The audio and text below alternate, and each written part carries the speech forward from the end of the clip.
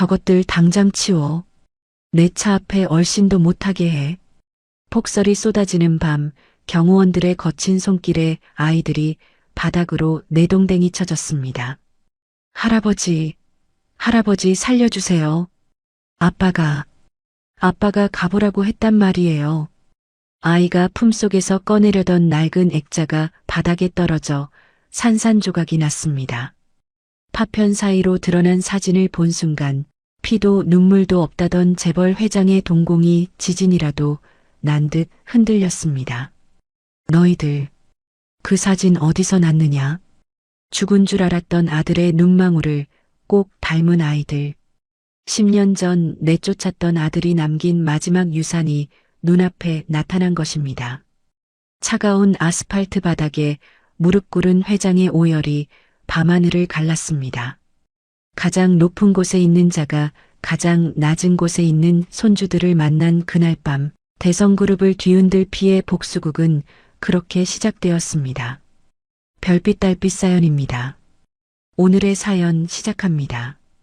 구독해 주시면 채널 운용하는데 도움이 됩니다. 하늘에 구멍이라도 뚫린 듯 폭설이 쏟아지는 밤이었습니다. 서울 도심 한복판에 우뚝 솟은 대성그룹 본사 건물은 거대한 얼음 성처럼 차갑게 빛나고 있었죠. 회전문이 돌아가며 수십 명의 건장한 경호원들이 도열했습니다. 그 사이로 검은색 캐시미어 코트를 입은 백발의 노인, 대성그룹 강만석 회장이 걸어 나왔습니다. 강만석의 표정은 영하의 날씨보다 더 싸늘하게 굳어 있었습니다. 최근 불어닥친 주가 폭락 사태로 인해 신경이 잔뜩 날카로워진 상태였거든요. 비서실장이 우산을 받쳐들며 허리를 푹 숙였습니다. 회장님, 차가 대기 중입니다. 강만석은 대답 없이 미간을 찌푸린 채 대기하고 있던 검은색 세단을 향해 걸음을 옮겼습니다. 구두굽이 눈길을 밟으며 뽀드득 소리를 냈습니다. 그때였습니다. 경호원들의 벽 너머 어둠 속에서 찢어지는 듯한 아이의 비명이 들려왔습니다. 할아버지, 할아버지 살려주세요. 강만석의 발걸음이 멈칫했습니다. 경호원들은 즉시 소리가 난 쪽으로 몸을 날려 아이들을 막아섰습니다. 강만석이 고개를 돌려 소리난 쪽을 바라보았습니다. 뭐야? 어디서 굴러먹던 거지들이야. 당장 치워. 경호 팀장의 거친 고함과 함께 아이들이 바닥으로 내동댕이 쳐졌습니다. 기껏해야 7살이나 되었을까 싶은 꼬마 아이 둘이었습니다. 남루하다 못해 넝마나 다름없는 얇은 옷가지에 흙투성이가 된 맨발. 아이들은 추위와 공포에 질려 파랗게 질린 입술을 덜덜 떨면서도 서로의 손을 꼭 잡고 놓지 않았습니다. 강만석이 눈짓을 하자 비서실장이 나서려 했습니다. 하지만 아이들 중 오빠로 보이는 남자아이 한별이 경호원의 팔을 뿌리치고 강만석 앞으로 튀어나왔습니다. 비키란 말이야. 할아버지, 저 모르세요? 아빠가 할아버지는 다 해결해 줄 거라고 했단 말이에요. 저 녀석 당장 끌어내. 경호 팀장이 다급히 아이의 뒷덜미를 낚아챘습니다. 한별이 바닥으로 질질 끌려가며 품속에 소중히 안고 있던 무언가를 놓치고 말았습니다. 챙그랑 낡은 유리 액자 하나가 아스팔트 바닥에 부딪혀 산산조각이 났습니다. 강만석은 무심코 바닥을 내려다보았습니다. 그리고 그 순간 심장이 덜컥 내려앉는 듯한 충격에 숨을 들이켰습니다. 깨진 유리 파편 사이로 빗물에 젖어가는 낡은 사진 한 장이 보였기 때문입니다. 그 속에는 젊은 시절의 강만석 자신과 그가 그토록 모질게 내쳤던 죽은 장남 강진우가 환하게 웃고 있었습니다. 강만석의 눈동자가 거칠게 흔들렸습니다. 잠깐. 강만석의 나직하지만 서슬퍼런 목소리에 경호원들의 동작이 일시 정지되었습니다. 강만석은 떨리는 손으로 지팡이를 짚으며 천천히 아이들 앞으로 다가갔습니다. 가까이서 본 아이들의 얼굴은 충격 그 자체였습니다. 눈보라를 맞아 젖은 머리카락 아래 드러난 눈동자. 강만석의 기억 속에 뼈아픈 가시처럼 박혀있는 죽은 아들의 그 선하고 맑은 눈망울이 두 아이의 얼굴에 고스란히 박혀 있었습니다. 강만석이 떨리는 목소리로 물었습니다. 너희들, 그 사진 어디서 났느냐? 한별이 울음을 삼키며 동생 한솔을 감싸 안고 대답했습니다. 아이는 깨진 액자 파편을 주우려다 언손을 허우적거렸습니다. 아빠가 주셨어요. 할아버지는 세상에서 제일 무서운 분이지만 세상에서 우리를 지켜줄 수 있는 유일한 분이라고. 그 말은 강만석의 가슴을 후벼 팠습니다. 10년 전 평범한 여자와 결혼하겠다는 아들을 빈털터리로 내쫓으며 다신 내 앞에 나타나지 말라고 저주했던 기억이 주마등처럼 스쳐 지나갔습니다. 그 아들이 죽었다는 소식을 들었을 때조차 흘리지 않았던 눈물이 늙은 회장의 주름진 눈가에 맺히기 시작했습니다. 한솔이 고사리 같은 손으로 강만석의 바짓단을 잡으며 울먹였습니다. 할아버지, 배가 너무 고파요. 아저씨들이 자꾸 쫓아와요. 그 순간 강만석은 무너져 내렸습니다. 대한민국 재계 서열 5위, 피도 눈물도 없다던 강만석 회장이 차가운 눈바닥에 무릎을 꿇었습니다.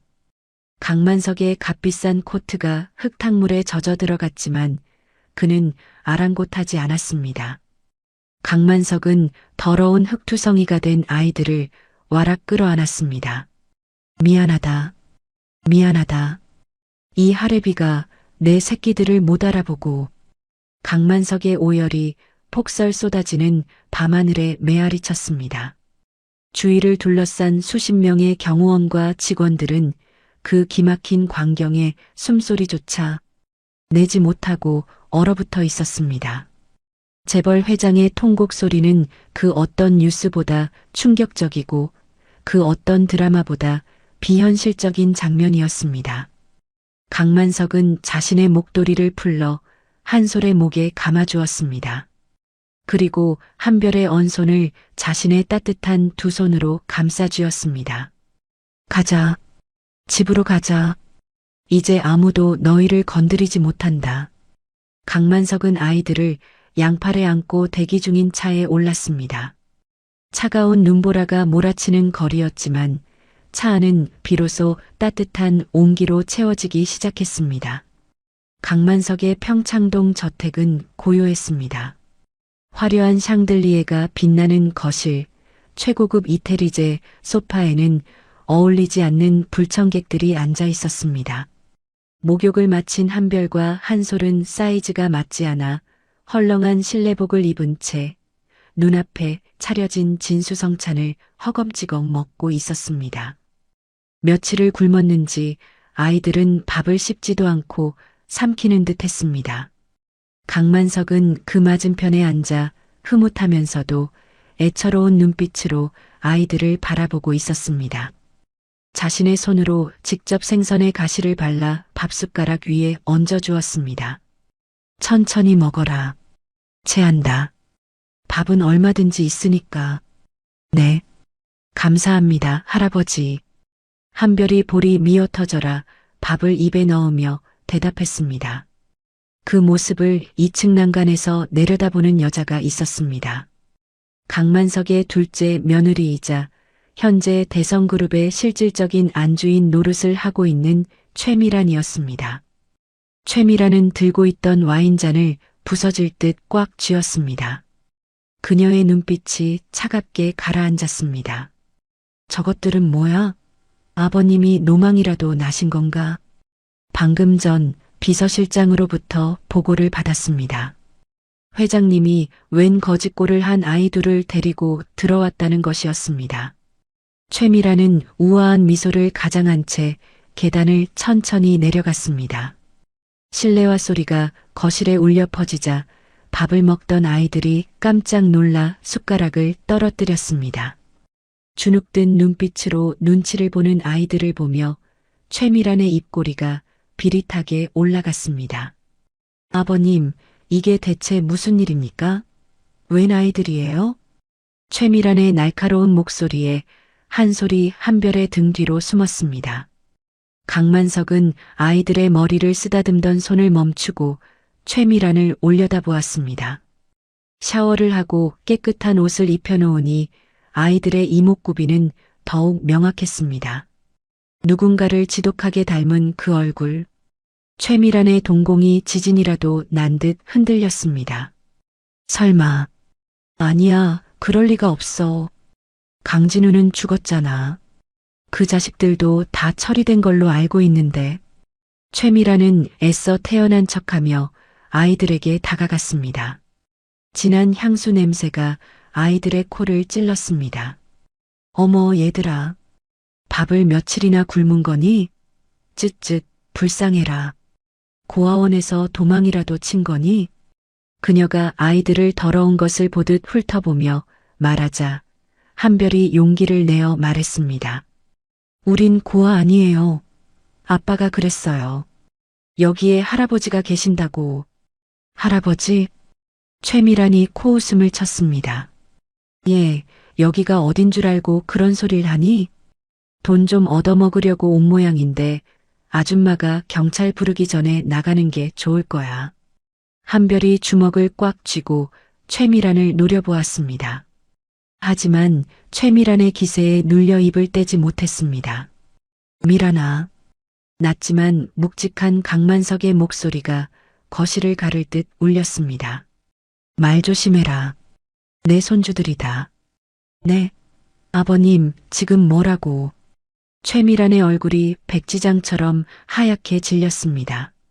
강만석은 자리에서 벌떡 일어나 아이들 앞을 막아서듯 섰습니다. 그 모습은 마치 거대한 산이 아이들을 보호하는 듯 했습니다. 진우 녀석 아이들이다. 내 핏줄이고 이 집안의 장손들이란 말이다. 아, 아버님.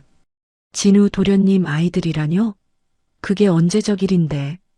혹시 사기꾼들에게 속으신 거 아닙니까? 유전자 검사도 안 해보고 덜컥 들이시다뇨. 최미란은 다급하게 소리쳤습니다. 만약 저 아이들이 진짜라면 자신의 아들 강민재에게 돌아갈 예정이었던 그룹 승계 구도가 송두리째 흔들리게 됩니다. 아니, 승계가 문제가 아니었습니다. 과거 자신이 저지른 끔찍한 짓들이 드러날 수도 있었습니다. 강만석은 싸늘한 눈빛으로 최미란을 쏘아보았습니다. 그는 며느리의 당황한 눈빛 뒤에 숨겨진 공포와 탐욕을 본능적으로 감지했습니다. 유전자 검사? 당연히 하겠지. 하지만 내 눈은 못 속인다. 저 아이들 눈을 봐라. 제 아비랑 똑같지 않느냐? 강만석은 한 소리를 안아들며 선언하듯 말했습니다. 오늘부터 이 아이들은 내가 직접 돌본다. 별채를 비우라고 해. 그리고 아이들 털끝 하나라도 건드리는 놈은 내 손에 죽을 줄 알아라. 그게 누구든 간에. 강만석의 시선이 최미란에게 꽂혔습니다. 최미란은 등골이 오싹해지는 것을 느꼈습니다. 강만석이 아이들을 데리고 서재로 들어가 버리자 홀로 남겨진 최미란은 부들부들 떨며 입술을 깨물었습니다. 그녀는 핸드폰을 꺼내 어딘가로 전화를 걸었습니다. 손이 떨려 번호를 누르는 것조차 쉽지 않았습니다. 당장 알아봐. 강진우 그 자식 죽을 때 혼자였는지. 그리고 저 애새끼들 뒷조사 샅샅이 해서 가져와. 당장. 그녀의 눈이 독사처럼 번들거렸습니다. 평온했던 대성그룹 저택에 피바람을 예고하는 전운이 감돌기 시작했습니다. 다음 날 아침 대성그룹 본가의 다이닝룸에는 숨막히는 침묵만이 감돌고 있었습니다. 긴 식탁의 상석에는 강만석 회장이 앉아 신문을 보고 있었고 그 오른쪽에는 최미란과 그녀의 아들인 10살 강민재가, 왼쪽에는 잔뜩 위축된 한별과 한솔이 앉아 있었습니다. 아이들은 눈앞에 차려진 화려한 양식 코스 요리가 낯설어 포크만 만지작거리고 있었죠. 금으로 장식된 접시와 반짝이는 은수저는 아이들에게 도구라기보다 무기에 가까워 보였습니다. 강만석이 신문을 접으며 무뚝뚝하게 물었습니다. 뭐하냐? 안 먹고. 강만석의 낮은 목소리에 한솔이 깜짝 놀라 어깨를 움츠렸습니다. 한별이 식탁 아래로 동생의 손을 꽉 잡아주며 작은 목소리로 대답했습니다. 뭐 먹을게요. 감사합니다. 한솔이 조심스럽게 수프 스푼을 들어 입으로 가져가려 했습니다. 그때였습니다. 맞은편에 앉은 강민재가 식탁 밑으로 다리를 쭉 뻗어 한솔의 의자를 툭 찼습니다. 앗! 한솔의 손이 흔들리며 뜨거운 호박 수프가 하얀 식탁보와 옷에 쏟아졌습니다. 붉은 얼룩이 순식간에 번져나가자 강민재는 킬킬대며 입을 가리고 웃었습니다. 아이고, 더러워라. 엄마, 나 얘네랑 밥 같이 먹기 싫어. 냄새나는 것 같단 말이야. 강민재의 투정에 최미라는 기다렸다는 듯 혀를 찼습니다. 그녀는 우아하게 냅킨으로 입가를 톡톡 닦으며 싸늘한 눈빛으로 아이들을 쏘아보았습니다. 민재야, 참으렴. 네가 이해해야지.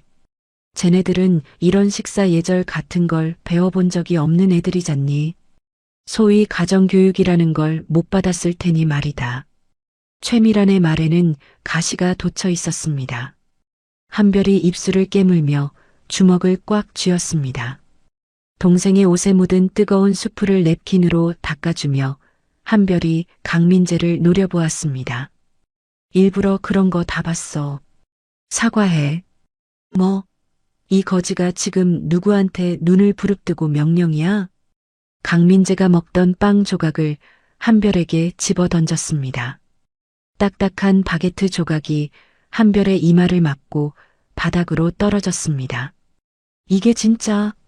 한별이 참지 못하고 자리에서 벌떡 일어나는 순간이었습니다. 그만. 강만석의 호통이 넓은 식당을 울렸습니다. 강만석은 수저를 탁 내려놓으며 매서운 눈으로 최미란을 노려보았습니다. 애가 실수 좀 할 수 있지. 그리고 민재, 너 동생한테 그게 무슨 버르장머리냐? 너야말로 가정교육을 그따위로 받은 게냐? 강만석의 불호령에 기세등등하던 강민재가 울상을 지으며 최미란의 품으로 파고들었습니다. 엄마, 할아버지가 나한테 막 화내. 최미란의 표정이 일순간 일그러졌지만 이내 억지 미소를 지어 보였습니다. 그녀는 강민재의 머리를 쓰다듬으며 강만석에게 부드럽게 말했습니다. 아버님도 참. 민재가 아직 어려서 낯설어 그런 거예요. 그리고 솔직히 말씀드려서 근본도 모르는 애들이 갑자기 들어왔는데 우리 민재가 놀라는 건 당연하죠. 유전자 검사 결과 나오기 전까지는 쟤네들 별채에서 따로 먹게 하는 게 좋겠어요. 내 집에서 밥을 어디서 먹든 내가 정한다. 그리고 오늘 오후에 변호사 불러서 호적 정리 준비시킬 거니 그리 알아. 호적이요? 아직 검사 결과도 안 나왔잖아요. 최미란이 경악하며 소리쳤습니다. 호적에 올라가는 순간 이 아이들은 법적인 상속자가 됩니다. 강만석은 자리에서 일어나 재킷을 걸치며 차갑게 대꾸했습니다. 내 눈이 검사 결과야. 토 달지 마라. 강만석이 식당을 나가버리자 공간에는 서늘한 냉기만이 남았습니다. 최미라는 분노로 부들부들 떨리는 손을 식탁보 아래로 감추며 아이들을 노려보았습니다. 감히 굴러들어온 돌주제에 내 아들 밥그릇을 걷어차? 호적에 올리기 전에 내보내야 해. 무슨 수를 써서라도. 최미란의 눈빛이 섬뜩하게 빛났습니다. 그녀는 겁에 질린 한솔과 그녀를 감싸는 한별을 보며 비릿한 미소를 지었습니다. 얘들아, 밥 다 먹었으면 아줌마 좀 볼까? 너희들에게 줄 선물이 있단다. 오후가 되자 집안 분위기는 더욱 어수선해졌습니다. 최미라는 강만석이 회사 일로 잠시 외출한 틈을 타 집안의 고용인들을 거실로 전부 집합시켰습니다. 가정부와 집사들이 영문도 모른 채 일렬로 섰습니다. 내 다이아몬드 브로치가 없어졌어. 아까 안방 화장대 위에 뒀는데 감쪽같이 사라졌다고. 최미란의 표독스러운 외침에 가정부들이 고개를 조아렸습니다. 사모님, 저희는 청소할 때 건드리지 않았습니다. 그럼 발이 달려서 도망이라도 갔다는 거야?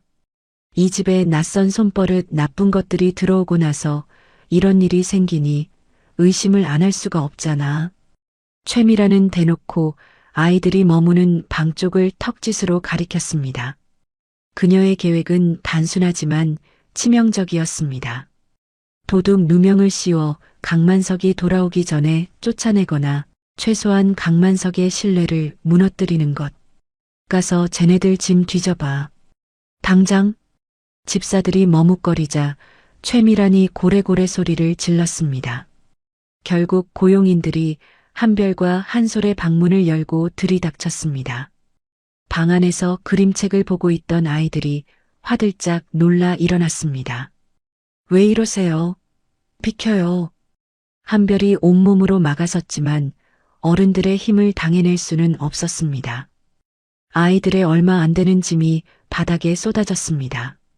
낡은 옷가지, 찢어진 동화책, 그리고 부모님의 사진이 담긴 깨진 액자까지. 최미라는 팔짱을 낀 채 문틀에 기대 그 광경을 지켜보며 입꼬리를 올렸습니다. 그녀가 미리 아이들의 가방 깊숙한 곳에 브로치를 넣어두었거든요. 이제 발견만 되면 끝이었습니다. 찾았습니다. 한 가정부가 한별의 낡은 배낭 안쪽 주머니에서 반짝이는 것을 꺼내 들었습니다. 햇빛을 받아 영롱하게 빛나는 다이아몬드 브로치였습니다. 어머머, 역시나. 피는 못 속인다더니. 애미애비가 없어서 도둑질부터 배웠니?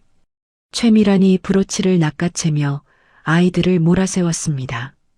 한별의 얼굴이 억울함으로 붉게 달아올랐습니다. 아니에요. 우린 모르는 일이에요.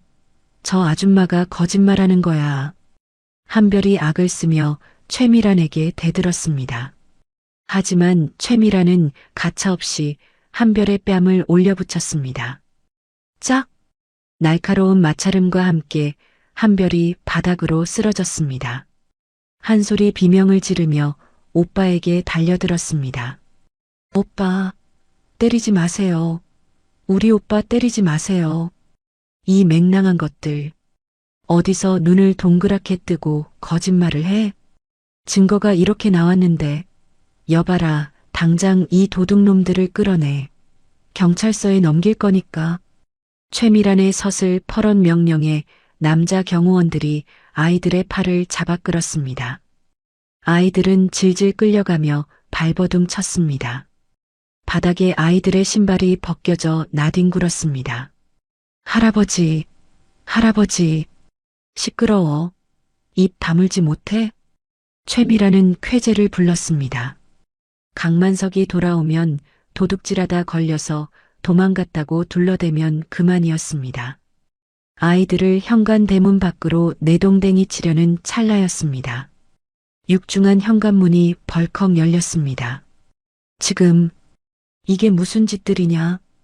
예정보다 일찍 돌아온 강만석 회장이 현관에 서 있었습니다. 그의 뒤에는 검은 양복을 입은 낯선 중년 남자가 함께였습니다. 강만석의 눈이 불같이 타올랐습니다.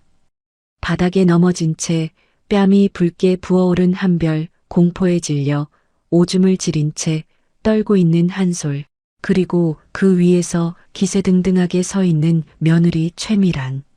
최미란은 잠시 당황했지만 이내 표정을 바꾸고 억울한 척 연기를 시작했습니다. 아, 아버님. 오셨어요? 그게 아니고요. 이 아이들이 글쎄 제 폐물을 훔쳐서. 최미란이 눈물을 글썽이며 브로치를 들어 보였습니다. 하지만 강만석은 듣지 않았습니다. 그는 성큼성큼 다가와 최미란의 손에 들린 브로치를 지팡이로 쳐내버렸다. 쨍그랑 소리를 내며 브로치가 대리석 바닥을 굴렀습니다. 내 집에서 내 손주를 도둑 취급해? 네가 정령 죽고 싶어서 환장한 게냐? 아버님, 증거가 나왔잖아요. 가방에서 나왔다니까요.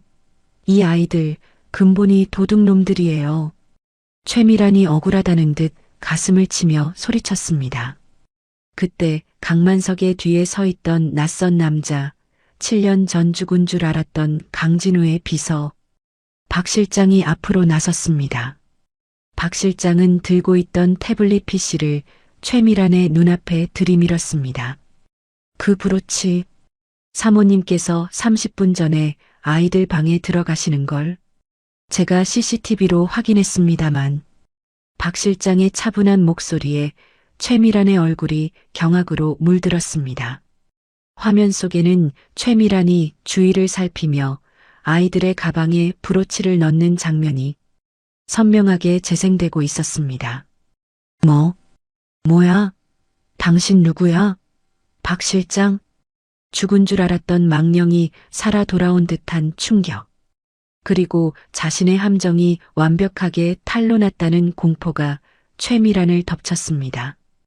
강만석의 눈빛이 이제껏 본 적 없는 살기로 번들거렸습니다. 강만석이 박 실장의 태블릿을 받아 바닥에 내동댕이 쳐진 아이들에게 다가갔습니다. 한 별을 일으켜 세우고 먼지를 털어주며 며느리를 향해 나직하게 의조렸습니다. 미란이 너, 감히 내 눈을 속이고 내 핏줄을 해코지하려 들어? 아버님, 그게 오해입니다. 저 영상은 조작된. 닥쳐라. 강만석의 고함 소리에 거실의 유리창이 울릴 정도였습니다. 당장 내 눈앞에서 꺼져라. 썩 꺼져. 강만석은 지팡이로 현관문을 가리켰습니다. 최미란은 다리에 힘이 풀려 주저앉을 뻔했습니다. 그녀의 완벽했던 계획이 산산조각 났습니다. 박 실장은 그런 최미란을 보며 싸늘하게 안경을 축혀 올렸습니다.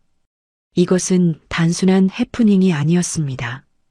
박 실장의 등장은 과거의 추악한 진실이 수면 위로 떠오르는 신호탄이었습니다.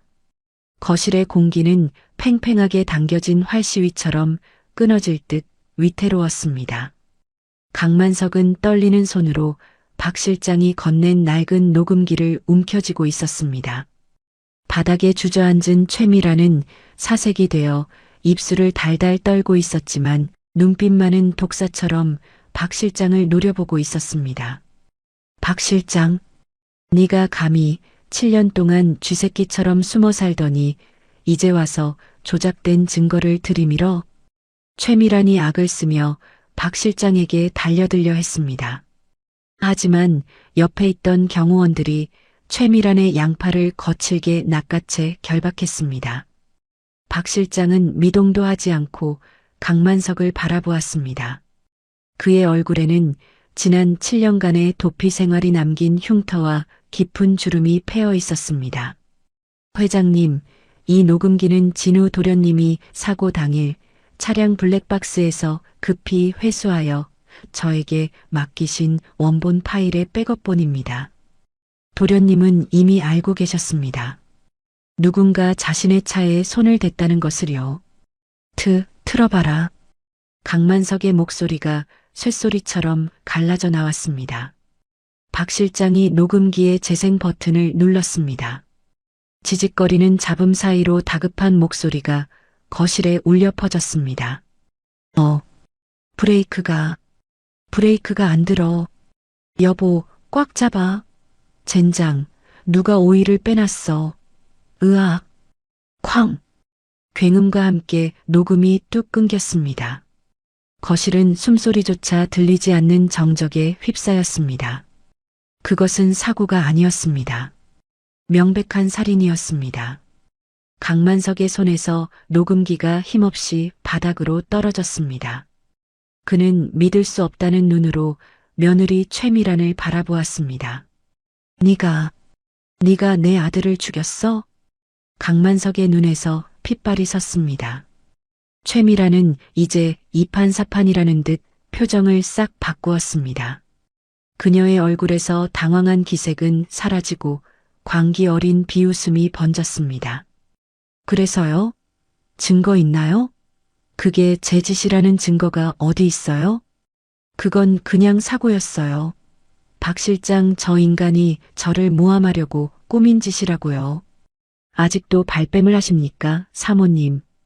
박 실장이 품 안에서 누런 서류 봉투 하나를 더 꺼내 들었습니다. 당시 차량 정비를 담당했던 정비공의 자술서입니다. 사모님의 사주를 받고 브레이크 오일 호스를 절단했다고 자백했습니다. 그 정비공, 사모님이 해외로 도피시킨 뒤 입막음하려다 실패해서 지금 제 보호 아래 있습니다. 최미란의 눈동자가 격렬하게 흔들렸습니다. 완벽하다고 믿었던 범죄였습니다. 하지만 죽은 줄 알았던 박 실장이 살아있었고 처리한 줄 알았던 정비공마저 살아있었습니다. 이 미친. 경찰 불러. 당장 2년을 경찰에 넘겨. 강만석이 벼락같이 고함을 질렀습니다. 그때였습니다. 최미란이 비명을 지르며 결박을 풀려고 발악하다가 식탁 위에 있던 과도를 집어들었습니다. 오지마. 다 죽여버릴 거야. 순식간에 상황이 반전되었습니다. 최미란은 칼을 허공에 휘두르며 뒷걸음질 쳤습니다. 그녀가 물러선 방향에는 겁에 질려 서로를 껴안고 있는 한별과 한솔이 있었습니다. 엄마야. 한솔이 비명을 질렀습니다. 최미란은 독이 바짝 오른 눈으로 아이들을 보았습니다. 이 모든 게 저것들 때문이었습니다. 저것들만 없었다면 죽은 강진우의 망령이 되살아날 일도 없었습니다. 그래. 너희들이 문제야. 너희들만 없어지면 돼. 최미란이 칼을 든 채 아이들에게 달려들었습니다. 강만석이 비명을 지르며 몸을 날리려는 순간 박 실장이 몸을 던져 최미란의 팔을 낚아챘습니다. 챙그랑. 칼이 바닥에 떨어지고 경호원들이 최미란을 바닥에 눌러 완전히 제압했습니다. 이거 놓으란 말이야. 내가 누군지 알아? 내 아버지가 누군지 아냐고. 너희들 다 감옥에 쳐넣을 거야. 최미란은 바닥에 얼굴이 짓눌린 채로도 저주를 퍼부었습니다. 그 처절하고 추악한 모습을 보며 한별은 동생의 귀를 막았습니다. 강만석은 다리에 힘이 풀려 소파에 주저앉았습니다. 자신의 며느리가 아들을 죽인 살인마였다는 사실, 그리고 그 살인마와 한 집에서 손주들을 키울 뻔했다는 사실이 그를 절망케 했습니다. 잠시 후 신고를 받고 출동한 경찰들이 거실로 들어왔습니다.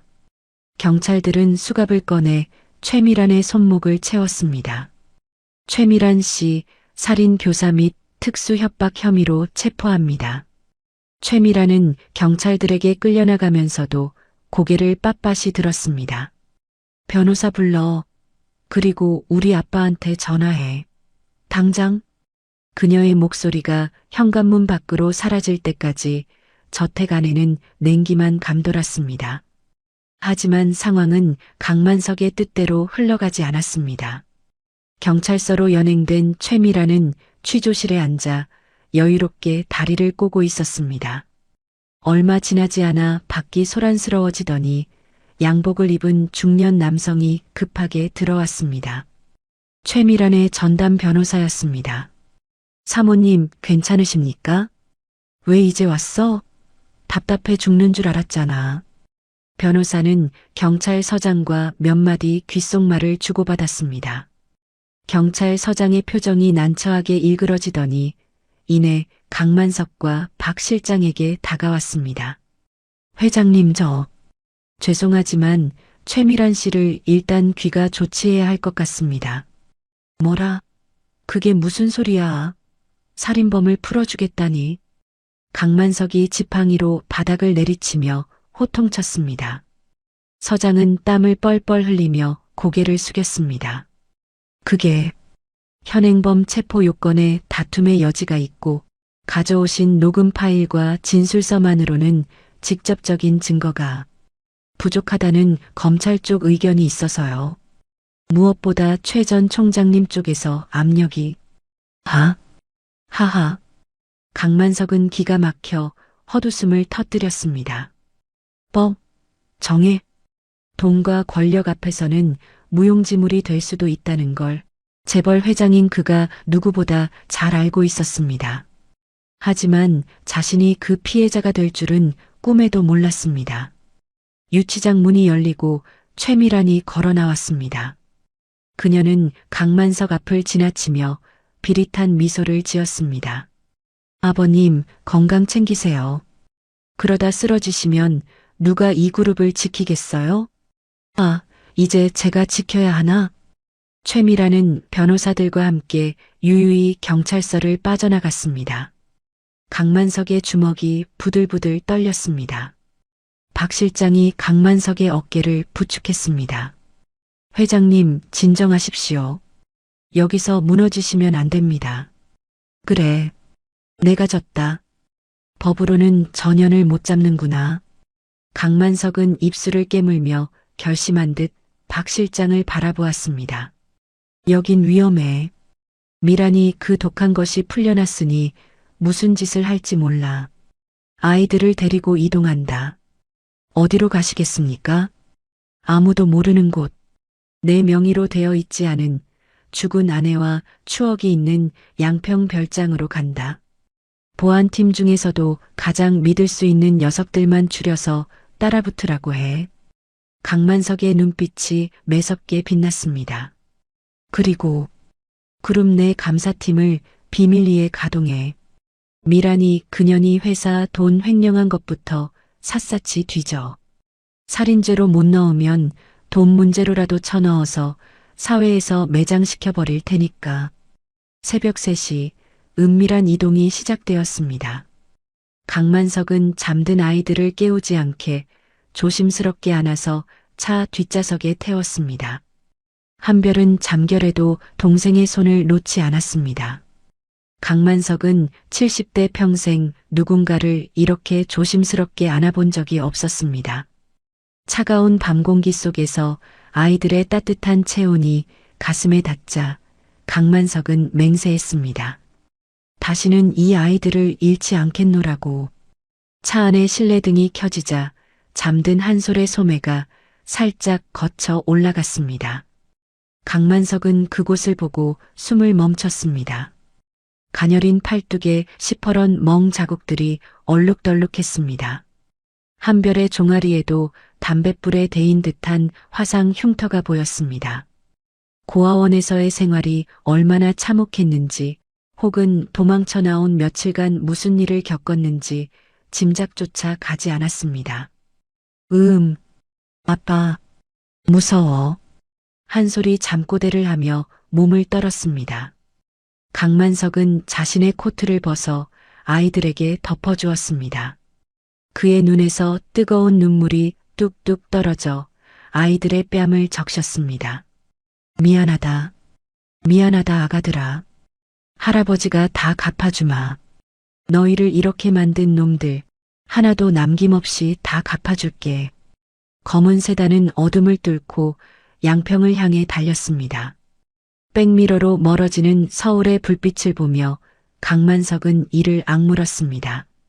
한편 경찰서에서 나온 최미라는 고급 리무진 뒷좌석에 앉아 와인을 마시고 있었습니다.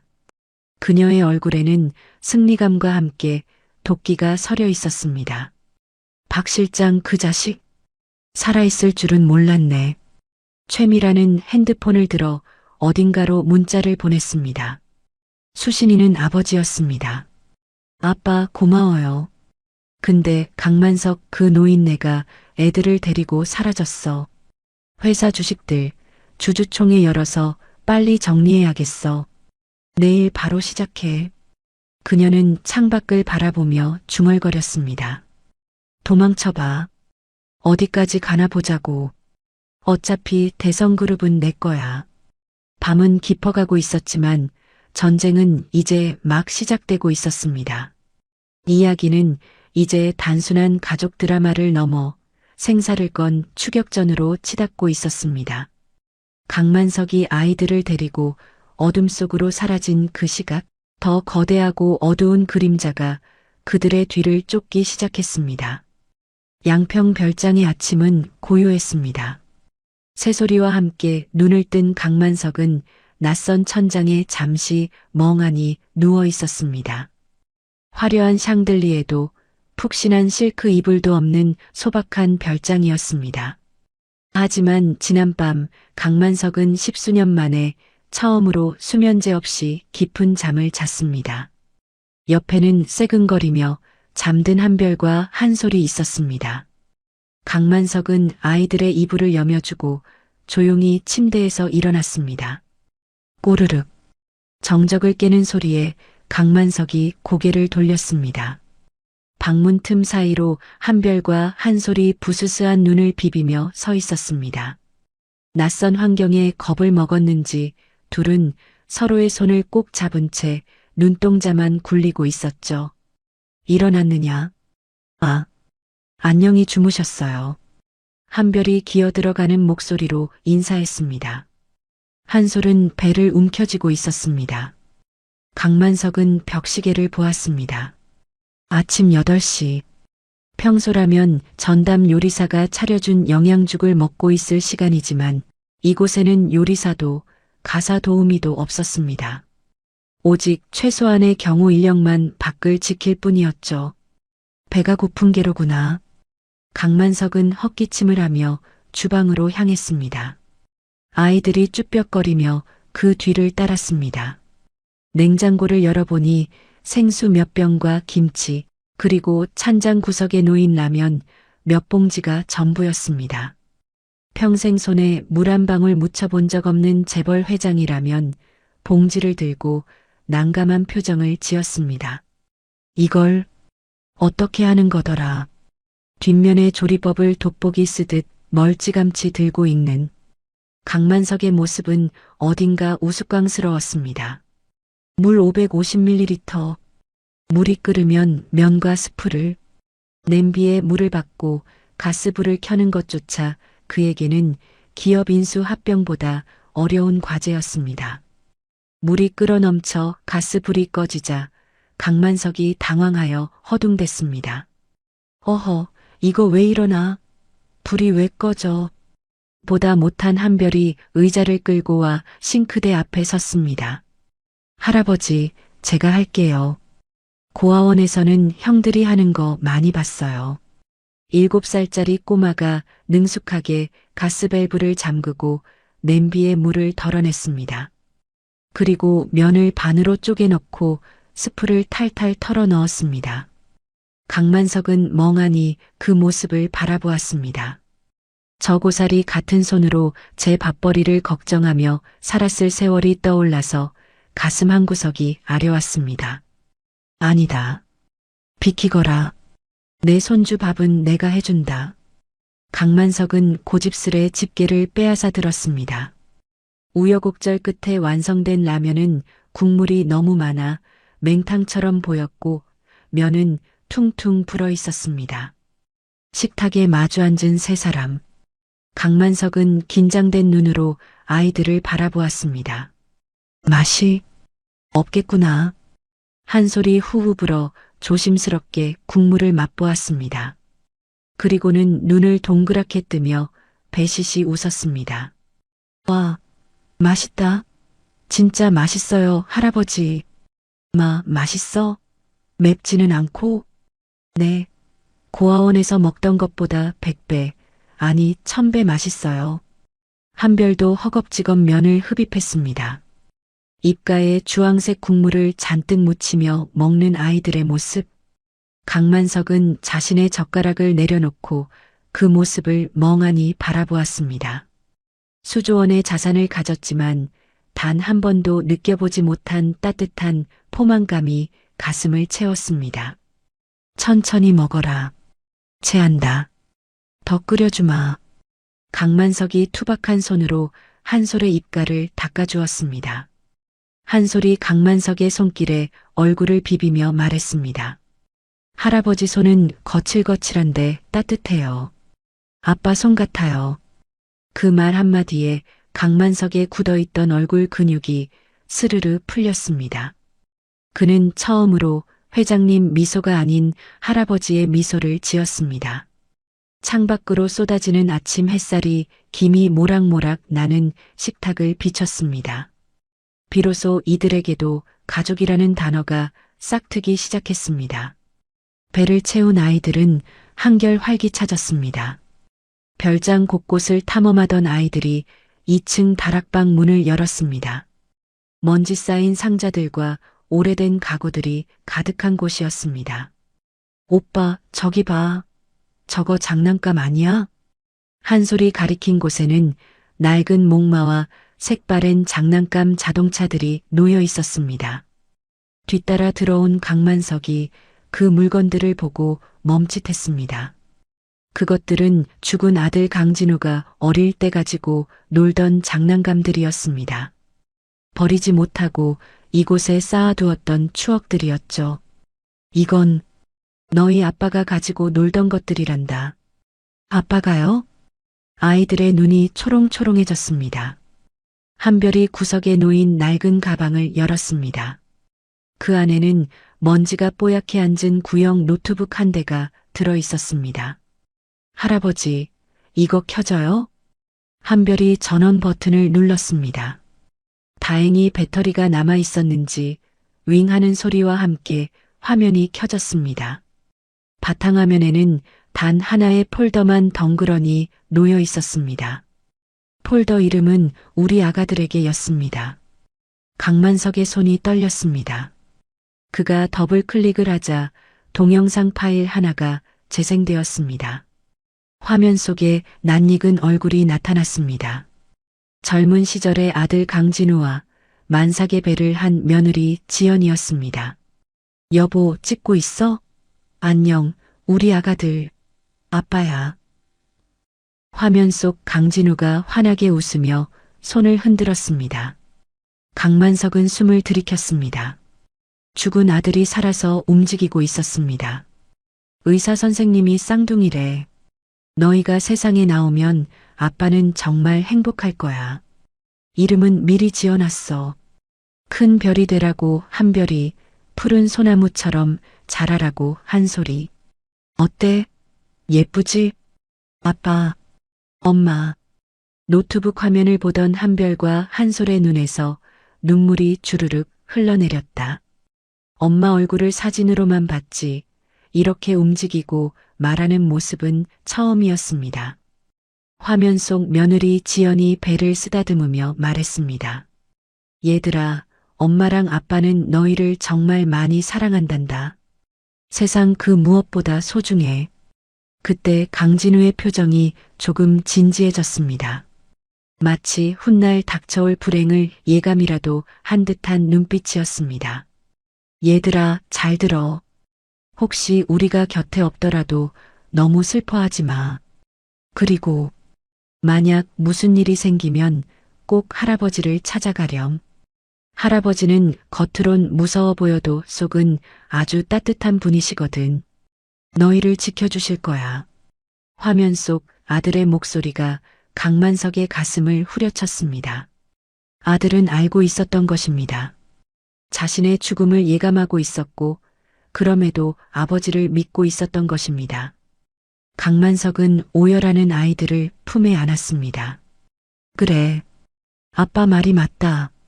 너희는 축복받은 아이들이야. 이 할애비가 목숨을 걸고 지켜주마. 다시는 너희 눈에서 눈물 나게 하지 않을 거야. 강만석은 화면 속 아들의 눈을 똑바로 응시하며 다짐했습니다. 절망의 끝에서 만난 이 영상은 단순한 추억이 아니었습니다. 그것은 죽은 아들이 남긴 유언이자 강만석이 살아야 할 새로운 사명이었습니다. 할아버지, 우리 아빠 엄마 보고 싶어요. 알아. 나도 보고 싶구나. 세 사람은 서로를 껴안고 한참을 울었습니다. 하지만 그 울음은 어제와 같은 공포의 눈물이 아니었습니다. 상처를 씻어내고 서로의 온기를 확인하는 치유의 눈물이었습니다. 한참을 울고 난 아이들은 지쳐서 강만석의 무릎을 베고 잠이 들었습니다. 강만석은 아이들의 머리카락을 넘겨주며 굳은 표정으로 창밖을 바라보았습니다. 그때 별장 마당으로 검은색 세단 한 대가 조용히 미끄러져 들어왔습니다. 차에서 내린 사람은 강만석의 오랜 신복이자 대성그룹 법무팀장인 장 변호사였습니다. 강만석은 조용히 아이들을 눕혀두고 1층으로 내려갔습니다. 장 변호사가 묵직한 서류 가방을 테이블 위에 내려놓았습니다. 회장님, 지시하신 대로 처리했습니다. 결과는? 장 변호사가 서류 한 장을 꺼내 강만석에게 건넸습니다. 친자관계 성립 99.999%, 유전자 검사 결과지였습니다. 강만석은 결과지를 보며 씁쓸하게 웃었습니다. 이미 마음으로는 알고 있었지만 눈으로 확인하니 또 다른 감정이 밀려왔습니다. 그리고 이것은 최미란 씨가 빼돌린 비자금 내역과 차명 계좌 장부입니다. 박 실장이 밤새 추적해서 찾아냈습니다. 이 정도 금액이면 살인 혐의가 입증되지 않아도 횡령만으로도 징역 10년 이상은 거뜬합니다. 장 변호사가 두꺼운 장부 하나를 더 꺼냈습니다. 강만석이 장부를 넘겨보며 차갑게 물었습니다. 미란이는? 지금 제 세상 만난 듯 날뛰고 있습니다. 회장님이 잠적하신 틈을 타서 임시 주주총회를 소집하려 하고 있습니다. 아버님인 최 전 총장의 힘을 빌려 여론몰이도 하고 있고요. 회장님이 치매에 걸려 아이들에게 노란하고 있다는 찌라시가 돌고 있습니다. 치매라. 겁대가리를 상실했구나. 강만석이 지팡이를 꽉 쥐었습니다. 그의 눈빛은 더 이상 슬픔에 잠긴 노인의 것이 아니었습니다. 먹잇감을 노리는 맹수의 눈빛이었습니다. 장 변호사. 네, 회장님. 내 팔순 잔치 예정대로 진행한다. 초대장은 다 돌렸겠지? 네, 정재계 인사들은 물론이고 기자들까지 전부 초대했습니다. 최미란 씨도 호스트 자격으로 참석할 겁니다. 좋아. 그날이 제삿날이 될 거다. 가장 높은 곳에서 가장 비참하게 떨어뜨려 주지. 강만석은 유전자 검사 결과지를 탁자에 내려놓으며 명령했습니다. 아이들에게 옷을 맞춰 입혀라. 세상에서 제일 좋은 옷으로. 내 손주들이 대성그룹의 주인이라는 걸 만천하에 보여줄 테니까. 알겠습니다. 장 변호사가 고개를 숙였습니다. 강만석은 2층을 올려다보았습니다. 평화로운 오후에 햇살이 별장을 비추고 있었지만 그것은 폭풍 전의 고요와도 같았습니다. 이제 슬픔을 끝내고 반격을 시작할 시간이었습니다.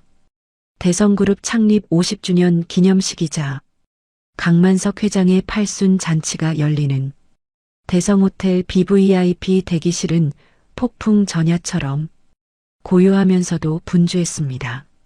평소라면 회장 한 사람을 위한 공간이었겠지만 오늘은 2명의 작은 주인공을 위해 유명 디자이너와 헤어 아티스트들이 바쁘게 손을 놀리고 있었습니다. 커튼이 차르륵 거치며 탈의실 문이 열렸습니다. 회장님, 준비 다 되었습니다. 강만석은 지팡이를 짚고 천천히 몸을 돌렸습니다. 그리고 눈앞에 펼쳐진 광경에 숨을 들이켰습니다. 며칠 전까지만 해도 꾀죄죄한 넉마를 걸치고 있던 아이들이라고는 믿기지 않을 만큼 완벽한 변신이었습니다. 한별은 몸에 딱 맞는 짙은 네이비색 벨벳 턱시도를 입어 의젓한 귀공자의 자태를 뽐내고 있었습니다. 머리에 왁스를 발라 이마를 드러내니 죽은 아들 강진우의 어린 시절이 그대로 겹쳐 보였습니다. 그 옆에 한솔은 하얀색 레이스가 층층이 달린 드레스를 입고 머리에는 작은 티아라를 쓰고 있었습니다. 마치 동화책 속에서 튀어나온 공주님 같았죠. 할아버지, 저 어때요? 이상해요? 한솔이 드레스 자락을 양손으로 잡고 빙그르르 돌며 물었습니다. 강만석은 목이 메어 잠시 말을 잇지 못했습니다. 그는 떨리는 손을 뻗어 한솔의 뺨을 어루만졌습니다. 아니다. 아니야. 세상에서 제일 예쁘구나. 하늘에 있는 내 아빠 엄마가 보았다면 기뻐서 춤을 췄을 게다. 강만석은 눈시울을 붉히며 아이들의 손을 잡았습니다.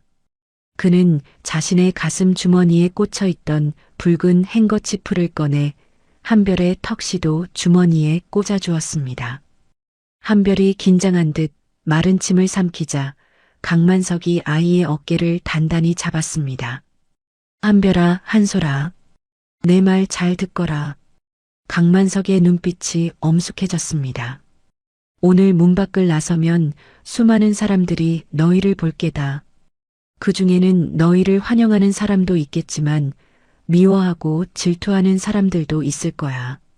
카메라 플래시가 번개처럼 터질 거고 시끄러운 소리가 들릴 수도 있어. 한솔이 겁을 먹고 강만석의 바짓단을 잡았습니다. 하지만 겁먹지 마라. 너희 뒤에는 이 하레비가 있다. 그리고 너희 몸속에는 대성그룹을 일궈낸 당당한 피가 흐르고 있어. 고개를 들어라. 어깨를 펴고 절대 기죽지 마라. 알겠느냐? 네, 할아버지. 아이들은 씩씩하게 대답했습니다. 넉마를 걸쳤을 때도 빛나던 눈동자가 이제는 화려한 조명 아래서 보석처럼 빛나고 있었습니다. 똑똑. 노크 소리와 함께 장 변호사가 들어왔습니다. 회장님, 식장 분위기가 심상치 않습니다. 최미란이 왔느냐? 네. 보석으로 풀려나자마자 뻔뻔하게 참석했습니다. 정계 유력 인사들을 대동하고 안주인 행세를 하고 있습니다. 회장님이 치매로 인해 거동이 불편하다는 소문을 퍼뜨리며 자신이 섭정을 해야 한다는 분위기를 조성 중입니다. 강만석의 인매가 비틀렸습니다. 잘됐군. 쥐새끼가 제 발로 덫에 들어왔어. 오늘 그 오만방자한 콧대를 꺾어주지. 강만석은 지팡이를 짚고 일어섰습니다. 양옆에 든든한 손주들의 손을 잡은 그는 그 어느 때보다 위풍당당한 사자왕의 모습이었습니다. 대성호텔 그랜드 볼룸은 대한민국 내로라 하는 정재계 인사들로 발 디딜 틈이 없었습니다. 화려한 샹들리에 아래 사람들은 삼삼오오 모여 샴페인 잔을 부딪히고 있었습니다. 그 중심에는 최미란이 있었습니다. 그녀는 최고급 실크 드레스를 입고 목에는 굵은 진주 목걸이를 건 채 여유로운 미소를 띠며 손님들을 맞이하고 있었습니다. 그녀의 곁에는 아들 강민재가 지루한 표정으로 휴대용 게임기를 두드리고 있었죠. 어머, 김 의원님. 와주셔서 감사합니다. 아버님이 편찮으셔서 제가 대신. 최미라는 마치 자신이 이미 그룹의 주인인 양 행동했습니다. 사람들은 수군거렸습니다. 강만석 회장이 정말 노망이 났다는 소문이 사실처럼 굳어지고 있었습니다. 최미라는 속으로 쾌재를 불렀습니다. 강만석이 아이들을 데리고 잠적한 것은 겁을 먹어서라고 확신했습니다. 오늘 이 자리에서 자신의 입지를 굳히면 강만석이 돌아와도 판을 뒤집을 수는 없을 것이라 계산했습니다. 자, 여러분.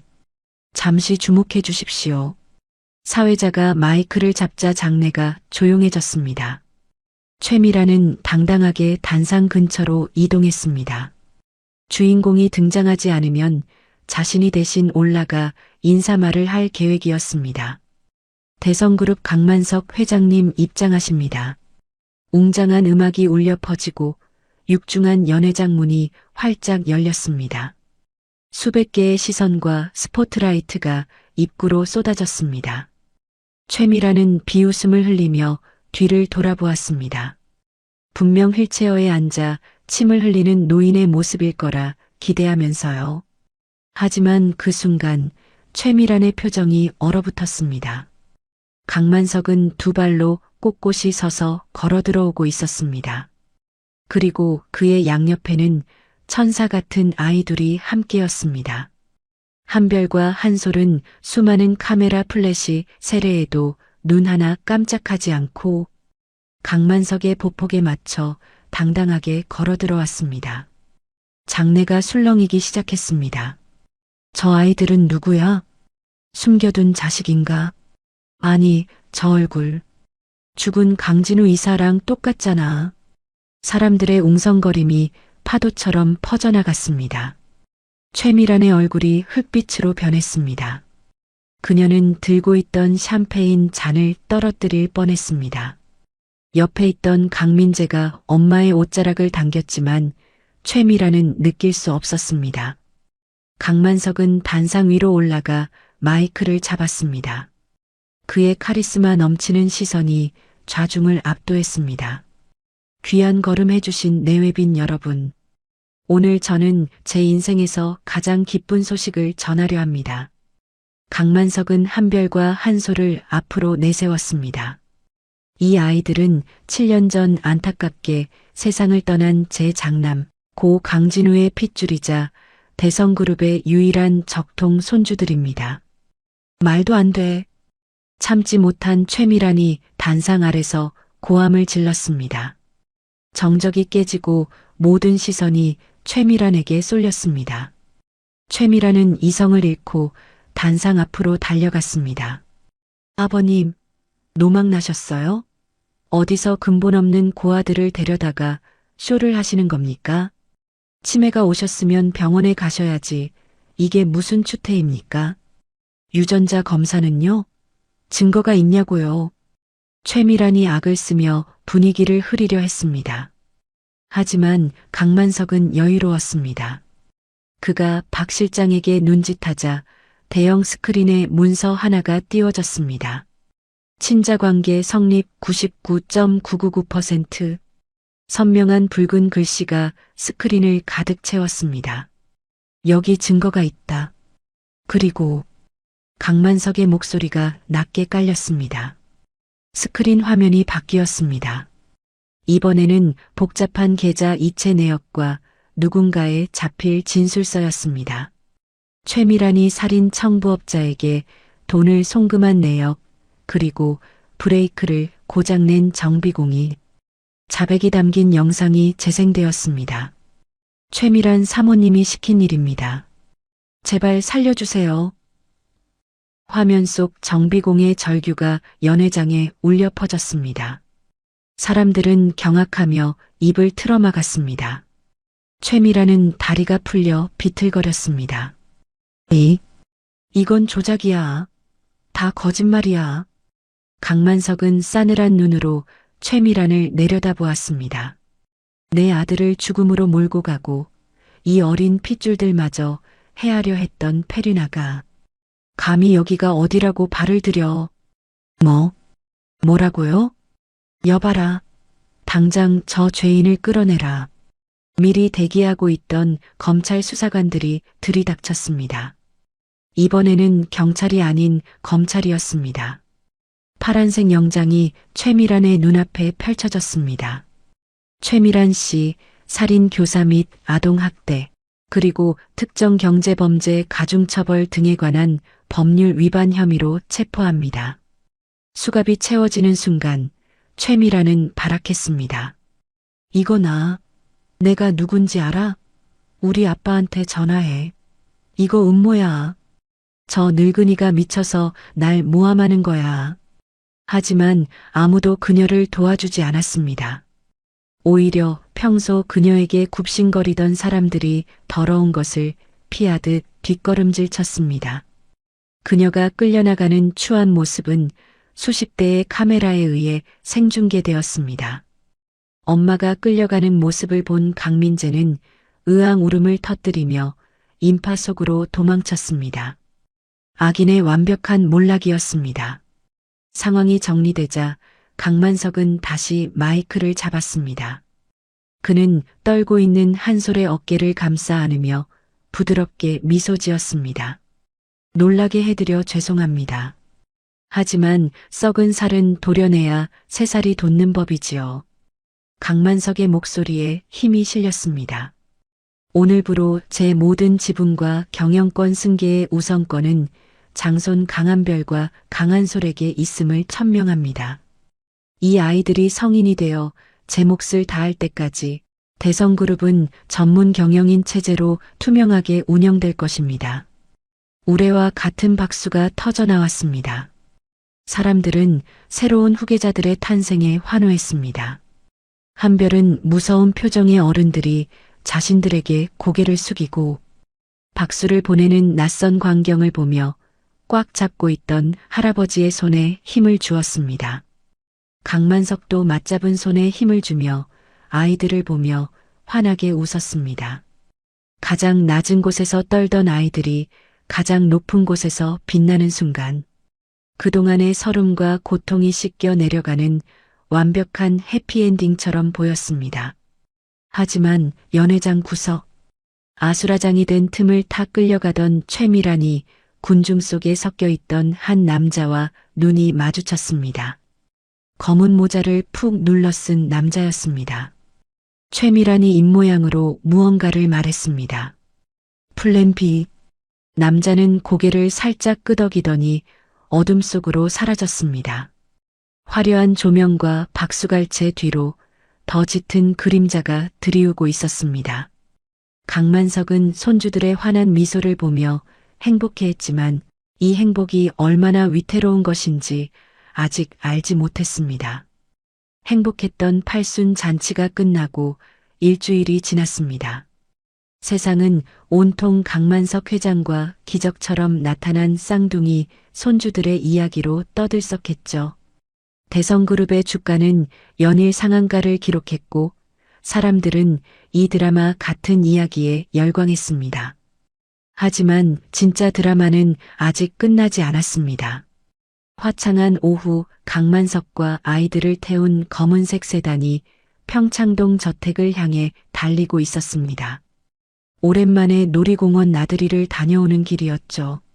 뒷좌석 카시트에 앉은 한솔이 고사리 같은 손으로 이마에 붙은 별 모양 스티커를 가리키며 자랑했습니다. 할아버지, 이거 봐요. 아까 퍼레이드 언니가 나 예쁘다고 붙여줬어요. 강만석이 그 모습이 귀여워 죽겠다는 표정으로 껄껄 웃으며 대답했습니다.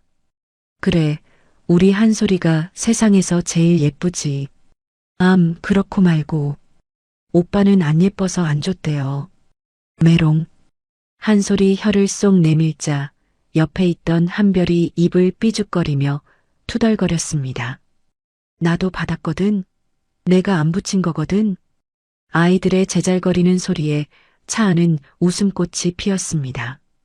운전하던 기사도 조수석의 경호원도 백미러를 보며 미소 지었죠.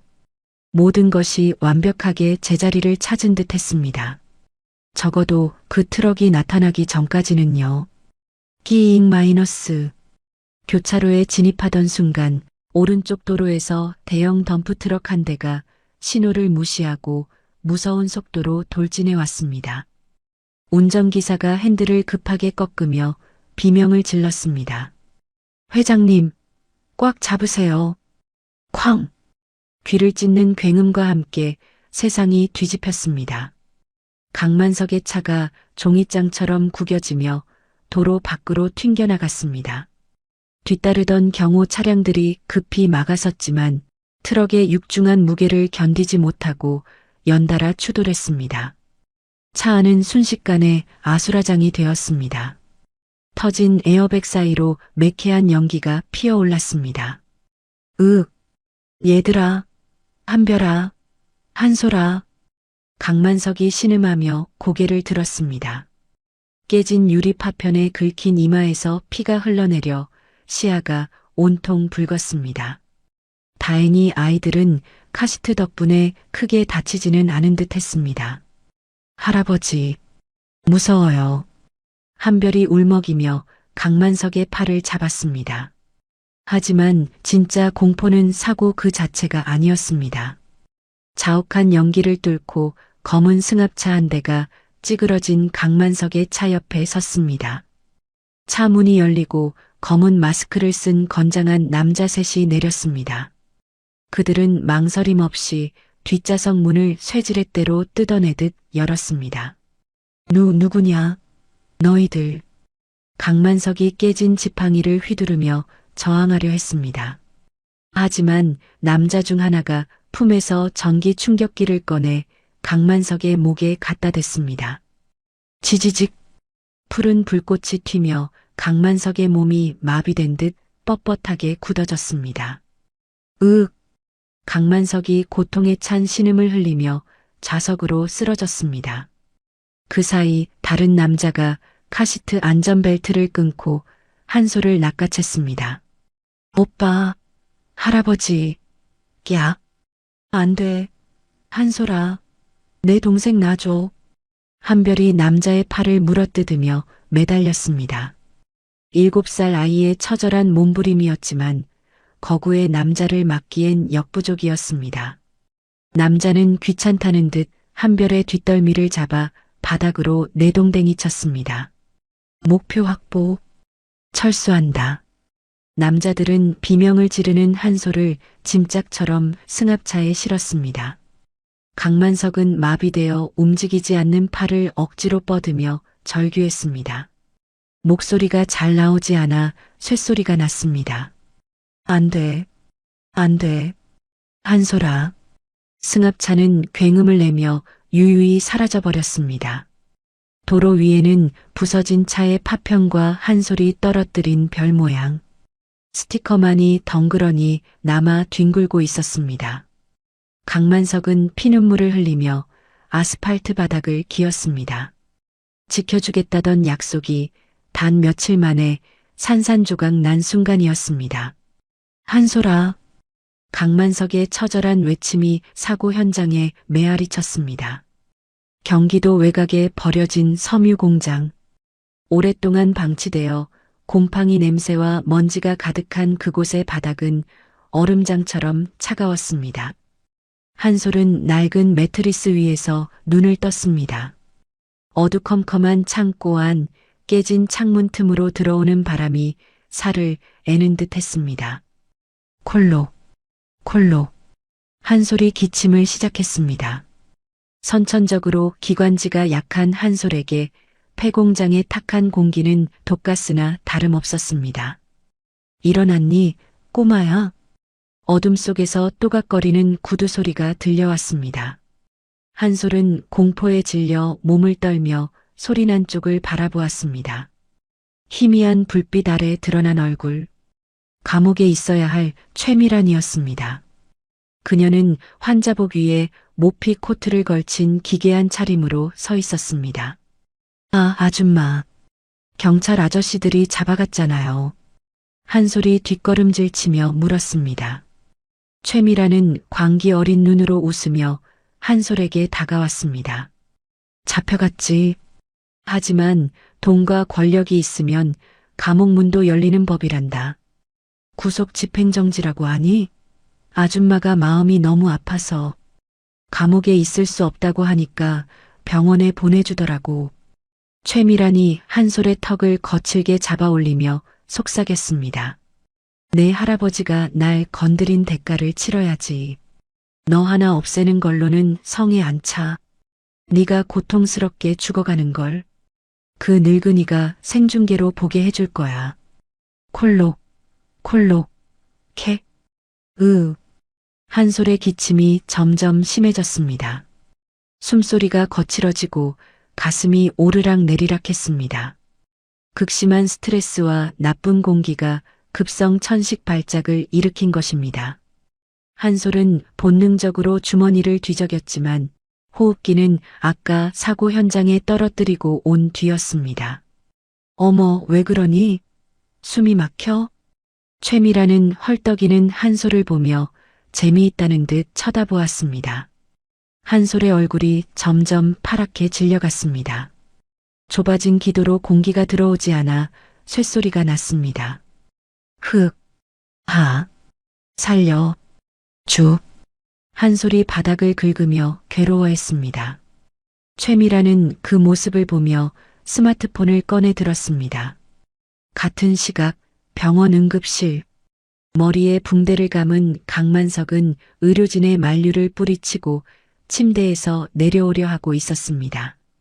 그때 강만석의 핸드폰이 울렸습니다. 발신자 표시 제한. 강만석은 직감적으로 전화를 받았습니다.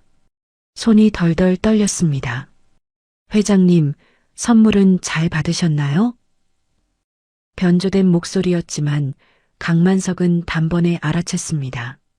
최미란. 내년이 감히. 강만석이 피를 토하듯 소리쳤습니다. 소리 지를 힘 있는 거 보니 아직 살만하시네. 영상통화로 전환할게요. 잘 봐요. 당신이 가장 사랑하는 손녀가 어떻게 되는지. 화면이 켜지자 강만석과 옆에서 울고 있던 한별은 경악했습니다.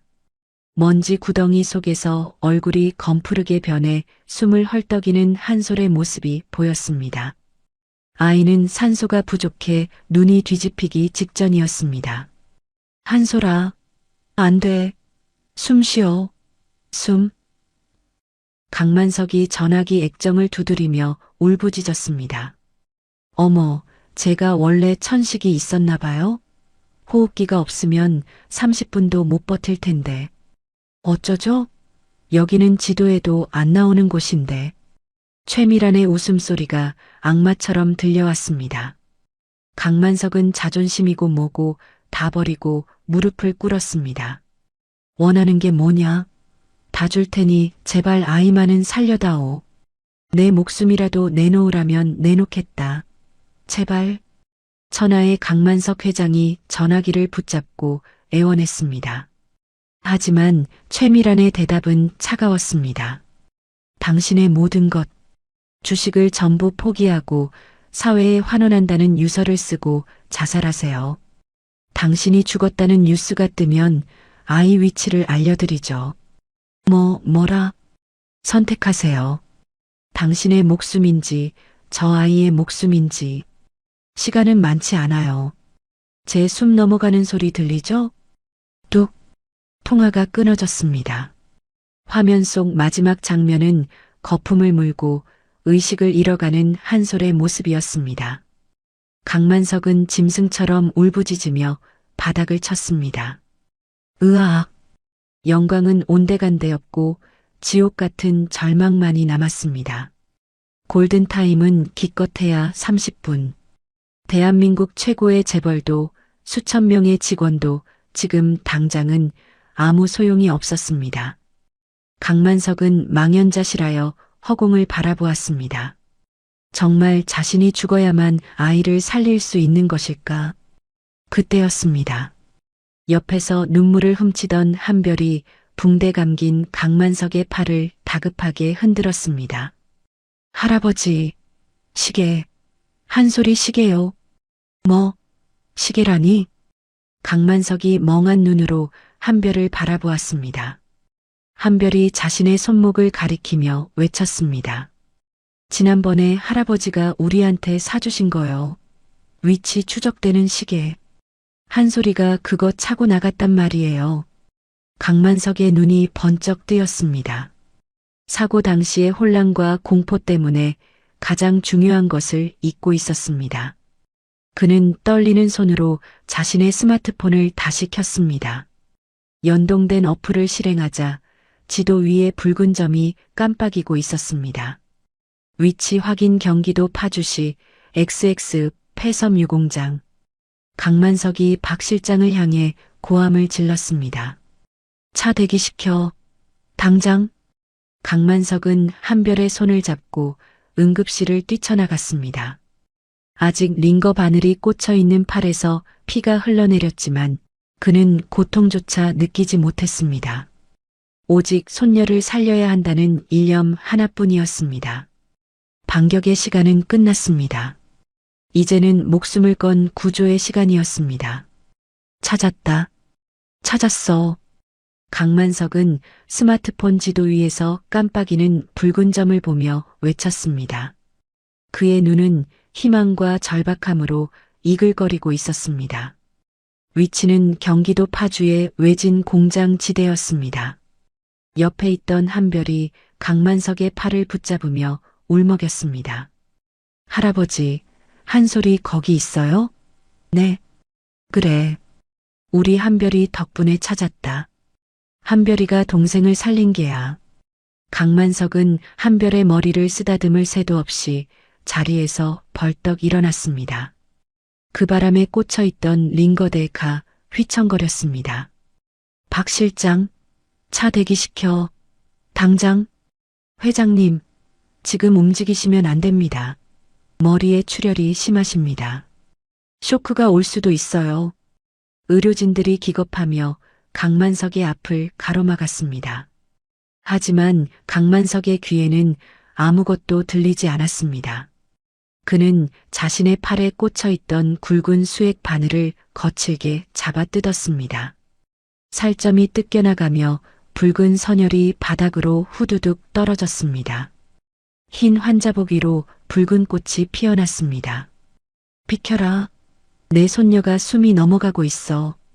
강만석의 사자우 같은 고함에 의사들이 주춤 뒤로 물러섰습니다. 그 기세는 맹수와도 같았습니다. 강만석은 비틀거리면서도 응급키트 가방을 뒤져 휴대용 네블라이저 호흡기를 챙겼습니다. 생명줄이나 다름없는 그 기계를 손에 꽉 쥐고 그는 한별의 손을 잡고 응급실을 뛰쳐나갔습니다. 밟아. 신호 다 무시하고 제일 빨리 가. 막는 놈 있으면 다 밀어버려. 대성그룹의 검은 세단 수십 대가 굉음을 내며 병원을 빠져나갔습니다. 퇴근 시간으로 꽉 막힌 도로였지만 강만석의 차량 행렬은 거침이 없었습니다. 사이렌을 울리며 중앙선을 넘나들고 갓길을 질주했습니다. 경적 소리가 도심을 뒤흔들었습니다. 차 안에서 강만석은 네블라이저를 가슴에 품고 기도를 올렸습니다. 제발, 제발 버텨다오. 이 못난 하레비가 갈 때까지만. 강만석의 이마에서 식은땀과 피가 뒤섞여 흘러내렸습니다. 옆에 앉은 한별도 두 손을 모으고 울고 있었습니다. 창밖의 풍경이 미친 속도로 뒤로 밀려났습니다. 시간과의 싸움이었습니다. 골든타임이 얼마 남지 않았습니다. 회장님, 공장 단지 입구입니다. 무전기 너머로 경호 팀장의 다급한 목소리가 들려왔습니다. 멀리 녹슬고 육중한 철문이 앞을 가로막고 있는 것이 보였습니다. 부숴버려. 강만석의 명령은 단호했습니다. 선두에 있던 경호 차량이 속도를 줄이지 않고 그대로 철문을 향해 돌진했습니다. 쾅! 엄청난 굉음과 함께 굳게 닫혀있던 철문이 종이장처럼 찌그러지며 열렸습니다. 모래바람이 일었습니다. 차가 완전히 멈추기도 전에 강만석이 문을 박차고 뛰어내렸습니다. 그는 지팡이도 없이 절뚝거리는 다리로 공장 안을 향해 달렸습니다. 한솔아. 어두컴컴한 공장 내부 곰팡이 핀 낡은 매트리스 위에는 작은 인형이 쓰러져 있었습니다. 강만석이 미친 듯이 달려가 아이를 안아들었습니다. 한솔은 이미 의식을 잃은 상태였습니다. 얼굴은 보랏빛으로 변해 있었고 입술은 파랗게 질려 있었습니다. 가슴은 미동조차 없었습니다. 한솔아, 정신 차려라. 하랩이 왔다. 눈 좀 떠봐라. 그 옆에서 가방을 챙기던 최미란이 경악한 표정으로 뒷걸음질 쳤습니다. 이 미친 노인네가 벌써 여길 어떻게 알고. 최미란은 강만석의 기세에 눌려 도망칠 생각조차 하지 못하고 주저앉았습니다. 하지만 강만석은 최미란을 거들떠보지도 않았습니다. 지금 그에게 중요한 건 오직 손녀의 목숨뿐이었습니다. 강만석은 떨리는 손으로 네블라이저 마스크를 한솔의 입과 코에 덮어 씌웠습니다. 전원 버튼을 누르자 치익하는 소리와 함께 하얀 약물이 분사되었습니다. 숨 쉬어. 제발 숨 좀 쉬어라, 아가. 이 하랩이 두고 가면 안 된다. 하지만 굳게 닫힌 아이의 기도는 좀처럼 열리지 않았습니다. 약물이 들어가질 못하고 마스크 밖으로 새어나왔습니다. 강만석은 절망적인 표정으로 아이의 가슴을 압박했습니다. 피 묻은 붕대가 풀려 아이의 옷을 적셨습니다. 안 돼. 안 돼. 뒤따라 들어온 한별이 한솔의 손을 잡고 엉엉 울음을 터뜨렸습니다. 한솔아, 일어나. 오빠 왔어. 집에 가자. 떡볶이 먹으러 가자. 그 간절함이 닿았던 것일까요? 1분, 2분. 연것 같던 시간이 흐르고 꽉 막혀 있던 한솔의 가슴이 크게 들썩였습니다. 후, 쿨럭, 쿨럭. 막혔던 숨통이 트이며 한솔이 거칠게 기침을 토해냈습니다. 목구멍으로 하얀 김이 빨려 들어갔습니다. 창백했던 얼굴에 아주 희미하게 혈색이 돌기 시작했습니다. 한솔이 가늘게 눈을 떴습니다. 오빠, 할아버지. 모기 소리만 한 목소리였지만 강만석에게는 천둥 소리보다 크게 들렸습니다. 그래, 그래, 하랩이다. 살았다. 우리 강아지 살았어. 강만석은 한솔을 부서져라 껴안고 통곡했습니다.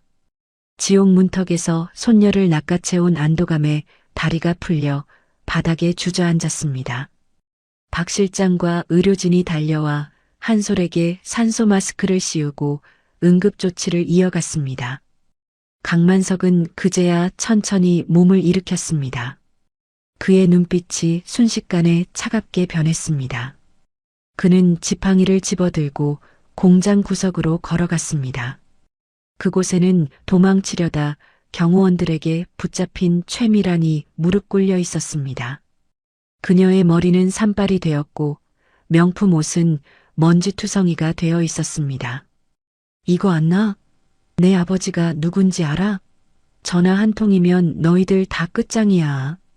최미란은 여전히 상황 파악을 못하고 악을 쓰며 발버둥 쳤습니다.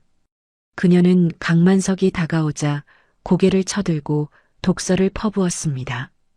강만석, 운이 좋네. 애가 즐기기도 해라. 하지만 날 어쩔 건데? 난 심신미약이야. 우울증 약 먹고 기억이 안 난다고 하면 그만이라고. 그리고 우리 아버지가 가만히 있을 것 같아? 강만석은 대꾸 없이 지팡이를 들어 올렸습니다.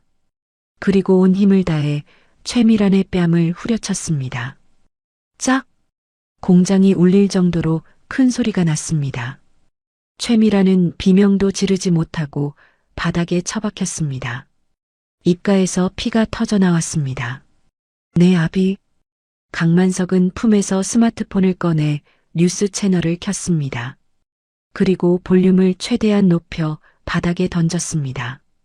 앵커의 다급한 목소리가 흘러나왔습니다. 속보입니다.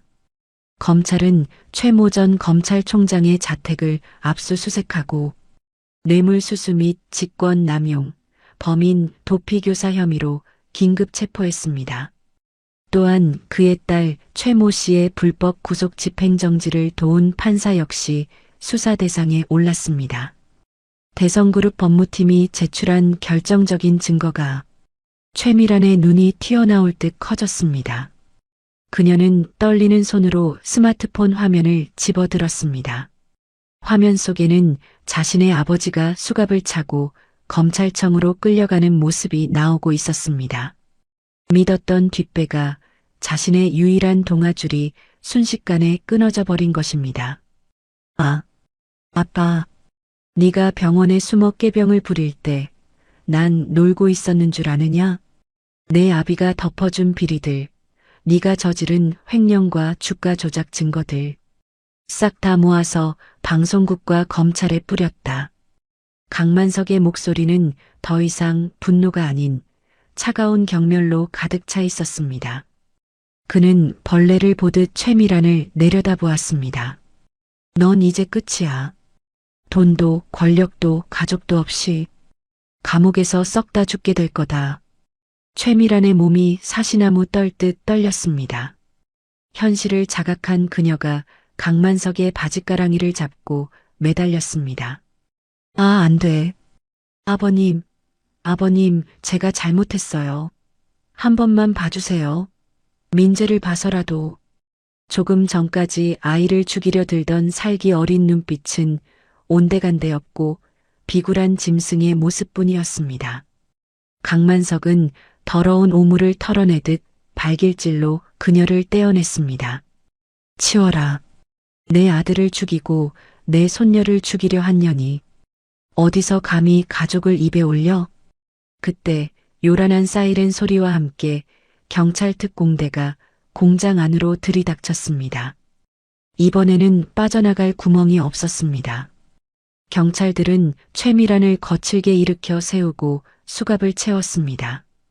최미란, 도주 및 살인 미수 혐의로 체포한다. 최미란은 질질 끌려가면서도 괴성을 질렀습니다. 이건 꿈이야. 내가 대성그룹 안주인이라고. 이거나. 으악. 그녀의 처절한 절규가 공장 벽을 타고 메아리치다 사라졌습니다. 그 모습을 지켜보던 강만석은 깊은 한숨을 내쉬었습니다. 길고 길었던 악연의 고리가 마침내 끊어졌습니다. 강만석은 비틀거리는 몸을 이끌고 공장 밖으로 나갔습니다.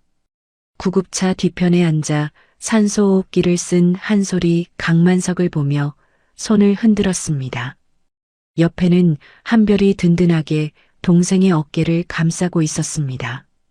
강만석은 피 묻은 얼굴을 닦을 생각도 하지 못한 채 아이들을 향해 세상에서 가장 인자한 미소를 지어 보였습니다. 가자. 우리 집으로. 폐공장 위로 붉은 석양이 지고 있었습니다. 어둠은 물러가고 있었고 그들의 앞에는 이제 진짜 평화가 기다리고 있었습니다. 강만석은 아이들이 탄 구급차에 함께 올랐습니다. 차가운 공장 바닥이 아닌 따뜻한 집으로 돌아가는 길이었습니다. 맑게 갠 하늘과 달리 서울구치소로 향하는 호송버스 안은 무거운 침묵만이 감돌고 있었습니다. 버스 앞쪽에 달린 작은 TV 모니터에서는 뉴스 속보가 흘러나오고 있었죠. 앵커의 목소리가 건조하게 울려 퍼졌습니다. 속보입니다. 살인 교사 및 아동 납치, 살인 미수 혐의로 기소된 대성그룹 전 며느리 최미란 씨에게 법원이 무기징역을 선고했습니다. 재판부는 피고인의 죄질이 극히 불량하고 반성의 기미가 없다며 중형 선고 이유를 밝혔습니다. 화면에는 수의를 입고 고개를 푹 숙인 최미란의 자료 화면이 나오고 있었습니다. 그녀의 얼굴은 며칠 사이에 10년은 늙어 보였습니다. 또한 그녀의 부친인 최 전 검찰총장 역시 뇌물수수 및 직권남용 혐의로 징역 15년이 확정되어 법정 구속되었습니다. 이로써 대성그룹을 둘러싼 일련의 사태는 철컹 차가운 철창문이 닫히는 소리와 함께 최미란의 세상은 영원히 암전되었습니다. 그녀가 그토록 탐냈던 부와 명예는 신기루처럼 사라지고 이제 그녀에게 남은 것은 차가운 독방과 영원히 끝나지 않을 후회뿐이었습니다. 같은 시각 경기도의 한 추모공원. 강만석 회장과 쌍둥이는 강진우와 지연의 묘소 앞에 서 있었습니다. 눈보라가 몰아치던 그날과 달리 지금은 따스한 봄 햇살이 비석을 환하게 비추고 있었습니다. 강만석은 말끔한 정장 차림이었지만 표정은 그 어느 때보다 편안해 보였습니다. 그의 양옆에는 한별과 한솔이 씩씩하게 서 있었습니다. 아이들은 가방에서 주섬주섬 무언가를 꺼냈습니다. 꼬깃꼬깃해진 시험지 2장이었습니다. 아빠, 엄마, 나 오늘 학교에서 100점 맞았다. 한별이 자랑스럽게 시험지를 비석 위에 올려놓았습니다. 큼지막하게 그려진 빨간 동그라미가 햇살을 받아 빛났습니다. 나도 받아쓰기 100점이야. 선생님이 참 잘했어요. 도장도 찍어줬어. 한솔이 질세라 자신의 시험지를 옷바건 옆에 나란히 놓았습니다. 아이들의 얼굴에는 더 이상 그늘이 없었습니다. 잘 먹고 잘 자서 통통하게 오른 볼살과 사랑받고 자란 아이 특유의 구김살 없는 미소가 가득했죠. 강만석은 지팡이를 내려놓고 거친 손으로 차가운 비석을 어루만졌습니다. 돌덩이였지만 마치 아들의 뺨을 만지는 듯 온기가 느껴지는 것 같았습니다. 진우야, 보고 있느냐? 강만석의 목소리가 미세하게 떨렸습니다. 내 놈을 죽게 만든 그 악한 무리들, 이제 세상 빛 못 보게 만들었다. 죗값 다 치르게 했어. 바람이 불어와 묘소 주변의 꽃들을 흔들었습니다. 마치 강진우가 대답하는 듯 했습니다. 강만석은 비석에 이마를 대고 흐느꼈습니다. 늦어서 미안하다. 이 못난 애비를 용서해라. 내 새끼들을 이렇게 늦게 알아봐서 정말 미안하다. 강만석의 눈에서 굵은 눈물이 뚝뚝 떨어져 비석을 적셨습니다. 하지만 그것은 회한의 눈물이 아니었습니다. 가슴속 깊이 묵혀두었던 체증이 내려가는 해방의 눈물이었습니다. 한별이 주머니에서 손수건을 꺼내 강만석의 눈물을 닦아주었습니다. 할아버지, 울지 마세요. 아빠도 우리가 행복하게 사는 걸 제일 좋아하실 거예요. 한솔은 강만석의 다리를 꼭 껴안으며 고개를 끄덕였습니다. 맞아요. 우린 이제 안 슬퍼요. 할아버지가 있으니까. 할아버지가 우리 슈퍼맨이잖아요. 그래, 내 새끼들. 강만석은 아이들을 품에 안고 하늘을 올려다보았습니다. 구름 사이로 비치는 햇살이 마치 아들 내외가 환하게 웃어주는 것만 같았습니다. 산들바람이 불어와 세 사람의 머리카락을 부드럽게 쓰다듬고 지나갔습니다. 강만석은 비석을 향해 마지막 인사를 건넸습니다. 걱정 마라. 이 아이들 내 목숨보다 귀하게 키울 테니 거기서는 아프지 말고 편히 쉬거라. 1년 후 어느 화창한 봄날 사립초등학교 대강당은 학예회 열기로 뜨거웠습니다. 학부모들이 카메라와 꽃다발을 들고 자리를 가득 메우고 있었죠. 자, 다음 순서는 1학년 3반 친구들의 합창입니다. 박수로 맞아주세요. 사회자의 멘트와 함께 와하는 함성이 터졌습니다. 무대 커튼이 열리고 병아리 같은 아이들이 줄지어 섰습니다. 관객석 정중앙 가장 좋은 자리에는 강만석 회장이 앉아 있었습니다. 그런데 그의 차림새가 심상치 않았습니다. 평소 즐겨 입던 근엄한 검은 정장 대신 밝은 파스텔 톤의 분홍색 니트 가디건을 입고 있었습니다. 그것만으로도 파격적인데 머리에는 반짝이는 불빛이 들어오는 머리띠까지 하고 있었습니다. 머리띠 위에는 사랑의 한별 한솔이라는 글자가 스프링에 매달려 촐랑거리고 있었죠. 회장님, 저 채통을 좀 지키시는 게 기자들도 와 있는데. 옆에 앉은 박 실장이 이제는 복직하여 비서실장이 되니 난처한 듯 손으로 얼굴을 가리며 속삭였습니다. 하지만 강만석은 들은 척도 안 했습니다. 채통은 무슨, 내 손주들이 나온다잖아. 저기 우리 한솔이 율동하는 거 봐라. 아이고, 인형이 따로 없네. 강만석은 대포만 한 렌즈가 달린 카메라를 들고 연신 셔터를 눌러댔습니다. 찰칵, 찰칵, 찰칵. 재계의 저승사자라 불리던 강만석 회장이 영락없는 손주 바보가 된 모습에 주변 학부모들이 킥킥대며 웃었지만 그는 아랑곳하지 않았습니다. 오히려 옆자리에 앉은 학부모에게 자랑까지 했습니다. 이보시오. 저기 가운데 있는 잘생긴 녀석이 내 손자요. 그 옆에 예쁜 애가 손녀고. 어때요? 기가 막히지 않소? 무대 위에서 한별과 한솔이 할아버지를 발견하고 손을 흔들었습니다. 강만석도 머리띠를 흔들며 열렬히 화답했습니다.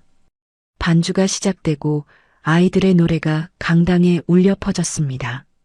아빠하고 나하고 만든 꽃밭에 채송화도 봉숭아도 심어봅시다. 아이들의 맑고 청아한 목소리가 강당을 가득 채웠습니다. 강만석은 카메라 뷰파인더 너머로 아이들을 바라보며 지난 1년의 시간을 떠올렸습니다. 처음 라면을 끓여주던 날 퉁퉁 불어터진 면발을 먹으며 웃던 아이들의 얼굴. 한솔이 천식으로 응급실에 실려가던 날 심장이 멈추는 줄 알았던 그 공포. 그리고 어버이날 고사리 같은 손으로 만든 종이 카네이션을 가슴에 달아주며 할아버지 사랑해요라고 말하던 순간. 그 모든 순간이 기적이었습니다. 돈으로도 살 수 없고 권력으로도 얻을 수 없는 행복이라는 기적. 강만석의 눈가가 촉촉해졌습니다. 그는 카메라를 내려놓고 박수를 쳤습니다. 손바닥이 얼얼할 정도로 힘껏 박수를 보냈습니다. 브라보, 브라보. 공연이 끝나고 아이들이 무대 아래로 뛰어내려왔습니다. 다른 아이들은 엄마 아빠에게 달려갔지만 한별과 한솔은 망설임 없이 강만석에게 달려왔습니다. 할아버지, 오냐, 내 강아지들. 오늘 최고였다. 우리 강씨 집안의 자랑이다. 강만석은 달려오는 아이들을 번쩍 안아들었습니다. 예전 같았으면 허리가 아파 엄두도 못 냈겠지만 아이들을 안아주기 위해 지난 1년간 꾸준히 운동을 한 덕분에 거뜬했습니다. 한솔이 강만석의 목을 끌어안으며 볼에 뽀뽀를 했습니다. 쪽? 할아버지, 우리 노래 잘했지? 그럼 가수해도 되겠다. 우리 한솔이 최고다. 한별이 강만석의 머리띠를 만지작거리며 키득거렸습니다. 할아버지, 근데 이거 머리띠 너무 웃겨요. 반짝반짝해. 허허, 너희 응원하려고 특별 주문한 거다. 어떠냐, 멋지지 않냐?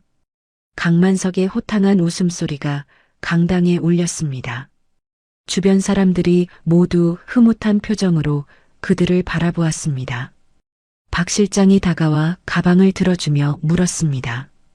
회장님, 저녁 식사는 예약해둔 호텔 중식당으로 가시겠습니까? 코스 요리로 준비해 두었습니다. 강만석이 아이들을 내려놓으며 물었습니다. 얘들아, 들었지? 호텔 가서 탕수육 먹을까? 한별과 한솔이 서로 얼굴을 마주보더니 고개를 저었습니다. 아니요. 그럼 뭐 먹고 싶으냐? 갈비? 아니면 피자? 한솔이 침을 꿀꺽 삼키며 외쳤습니다. 떡볶이요. 학교 앞 분식집 떡볶이. 한별도 거들었습니다. 순대도요. 내장 많이 섞어서. 소박한 대답에 박 실장이 당황한 표정을 지었습니다. 회장님, 그래도 명색이 회장님이신데 길거리 분식집은 좀. 하지만 강만석은 박 실장의 말을 자르며 호탕하게 웃었습니다. 하하, 그래, 가자. 떡볶이든 순대든 너희가 먹고 싶다면 이 할애비가 다 사주마. 분식집 골든벨을 울려보자꾸나. 강만석은 양손에 아이들의 손을 잡고 강당을 나섰습니다. 강만석의 핑크색 가디건과 머리띠가 봄바람에 살랑거렸습니다. 등 뒤로 쏟아지는 따스한 봄 햇살이 세 사람의 그림자를 길게 드리웠습니다. 그림자마저도 서로 떼어놓을 수 없을 만큼 꼭 붙어있는 완벽한 가족의 모습이었습니다. 할아버지, 나 튀김도 먹을래. 김말이, 나는 오징어 튀김. 그래, 그래. 다 먹어라. 배 터지게 먹어보자. 꽁꽁 얼어붙었던 대성그룹의 겨울은 가고 이제 영원히 지지 않을 따뜻한 봄이 그들 곁에 머물고 있었습니다. 강만석과 아이들의 웃음소리가 학교 운동장에 오래도록 메아리 쳤습니다. 그것은 그 어떤 비극도 그 어떤 시련도 갈라놓을 수 없는 사랑의 소리였습니다. 오늘 들려드린 대성그룹 강만석 회장과 쌍둥이 남매의 이야기 어떠셨나요? 피도 눈물도 없다던 냉철한 재벌 회장이 고사리 같은 손주들의 손을 잡고 진짜 행복을 찾아가는 과정이 가슴 뭉클한 감동을 주었는데요. 수조원의 재산보다 아이들과 함께 나눠 먹는 분식집, 떡볶이가 더 소중하다는 강 회장의 마지막 모습이 긴 여운을 남깁니다. 악독한 탐욕으로 핏줄을 해치려 했던 최미란의 비참한 최후는 인과응보라는 세상의 이치를 다시금 깨닫게 해주었습니다. 결국 추운 겨울을 이겨내고 꽃을 피우는 건 차가운 돈이나 권력이 아니라 서로를 아끼고 지켜주려는 따뜻한 가족애가 아닐까 싶습니다. 여러분의 삶에도 강 회장의 가족에게 찾아온 봄 햇살처럼 언제나 따뜻하고 행복한 기적이 가득하기를 기원합니다. 혹시 지금 힘든 겨울을 보내고 계신 분이 있다면 곧 찾아올 봄을 믿으며 힘내시길 바랍니다. 이야기를 끝까지 들어주신 분이 계시다면 잘 들었다고 댓글 하나만 남겨주세요. 감사합니다.